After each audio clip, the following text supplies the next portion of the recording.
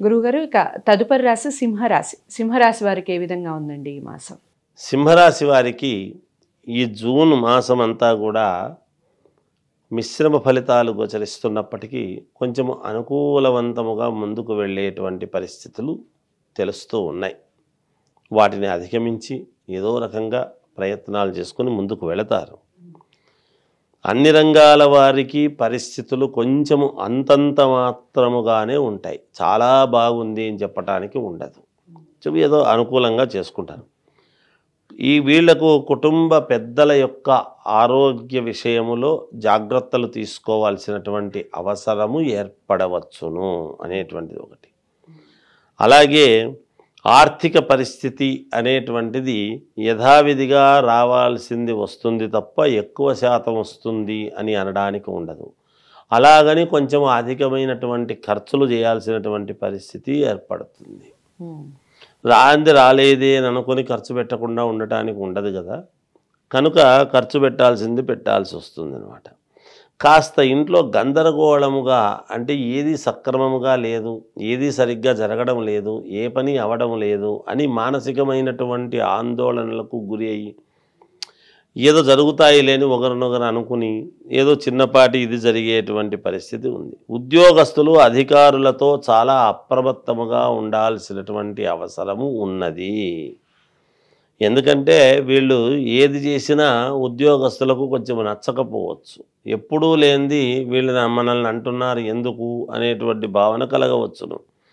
అంటే పరిస్థితులు, ఆ రూల్స్ మారిపోతూ ఉన్నాయి అందువల్ల వీళ్ళు కూడా కొంచెం ఏదో మార్చుకొని ఏదో చేయాలని చూస్తారు.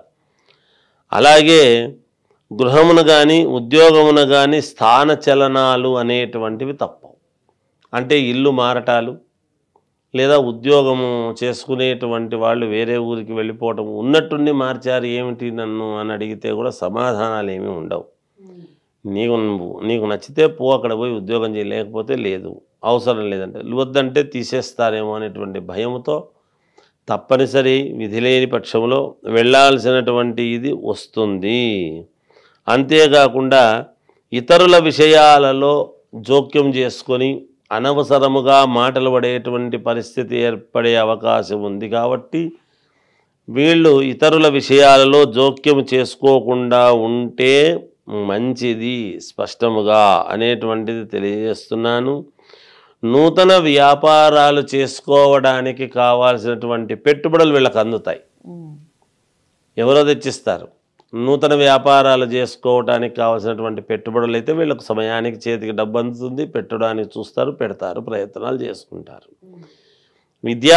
విద్యార్థులు శ్రద్ధగా చదవాల్సినటువంటి అవసరం ఉంది. రాజకీయాలలో ఉండేటువంటి రాజకీయ నాయకులు కూడా ఆచితూచి అడుగులు వేసి ముందుకు వెళ్ళేటువంటి పరిస్థితి ఉంటుంది అనేది తెలియజేస్తున్నాను. సింహరాశి వారు ఎలాంటి జాగ్రత్తలు తీసుకోవాలి దిక్కుల పరంగా, అలాగే రంగులు, దైవారాధన, ఏ దైవారాధన చేస్తే మంచిది అంటారు? సింహరాశి వారు ఏ దేవుణ్ణి ఆరాధిస్తే మేలు జరుగుతుంది అని గనక అనుకుంటే పరమేశ్వరుణ్ణి కానీ అమ్మవారిని కానీ ఆరాధిస్తే మేలు జరుగుతుంది. వీళ్ళు వేసుకునేటువంటి వస్త్రాల విషయానికి వచ్చేటప్పటికీ తెలుపు రంగు వేసుకుంటే మేలు జరుగుతుంది అనేటువంటిది తెలియజేస్తున్నాను. ఇంకా దిక్కుల విషయానికి వచ్చేటప్పటికీ 4 దిక్కులు పనిచేస్తాయి. సింహరాశి వారికి సంబంధించి కొన్ని జాగ్రత్తలు చెప్పారు. వాటిని పాటిస్తూనే అమ్మవారిని ఎక్కువగా ఆరాధించండి, ఈశ్వరుణ్ణి ఎక్కువగా ఆరాధించండి, ఎక్కువగా తెలుపు రంగు వేసుకునే ప్రయత్నం చేయండి. దిక్కుల విషయానికి వస్తే అన్ని దిక్కులు కలిసి వస్తాయి అన్నట్టుగానే చెప్తున్నారు. ఏది ఏమైనా జాతకాలను ఒక్కసారి పరిశీలించుకోవడం ఉత్తమం. జాతకాలని గురువుగారి దగ్గరే చూపించాలి అనుకున్న వారు స్క్రీన్ మీద కనపడే నెంబర్కి కాల్ చేయండి. వీడియోని లైక్ చేసి షేర్ చేయండి. ఛానల్ని సబ్స్క్రైబ్ చేసుకోవడం మర్చిపోకండి. మరో రాశితో మళ్ళీ కలుద్దాం. నమస్తే.